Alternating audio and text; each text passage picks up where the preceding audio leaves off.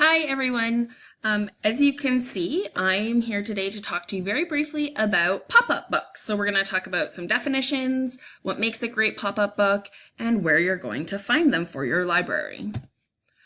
So pop-up books are also referred to as movable books. And so they're any book that has been paper engineered. And so that's using either tabs and folds, rivets, flaps, and cut paper to allow the book to literally pop up off the page at the reader, or to allow the reader to have control of how the images are moving through those tabs and rivets and letting them take control. They are very labor intensive to make. Involving both an author and an illustrator, as well as a paper engineer. So pop-up books have been around since the 13th century, but really didn't start getting mass produced until the mid-1800s.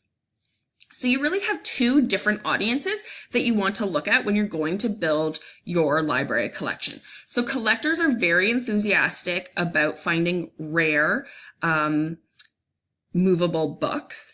And so this would be a special library collection that really wouldn't be available for people. It would be a non-circulating situation. Then you would have your regular patrons. So these would be anyone looking to be entertained and involved with a pop-up book. So oftentimes we think about children, and generally younger children. However, there are a lot of pop-up books now being made for older children, including this dinosaur encyclopedia, as well as pop-up books for adults. So this is the pop-up book of phobias. So there are a lot of pop-up books for many different people that you can target your audience towards.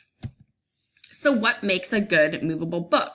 So it needs to be more than just the fact that it pops up off the page or has interactive movable parts. It still needs a good story and good illustrations to keep the reader engaged. And a lot of times libraries have kind of shied away from having pop-up books in their collection because they're fragile.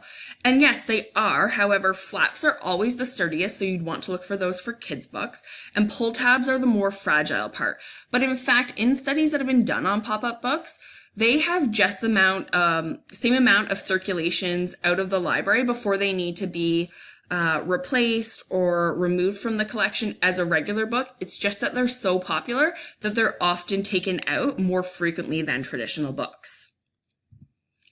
So lastly, you need to be able to find them. So there's a couple of great resources for finding pop-up books. So the first one is the Best Pop-Up Books. It's a website created by fans, and it has so many different lists based on different activities, different characters, different themes for pop-up books, and it's a great spot to find a lot of information.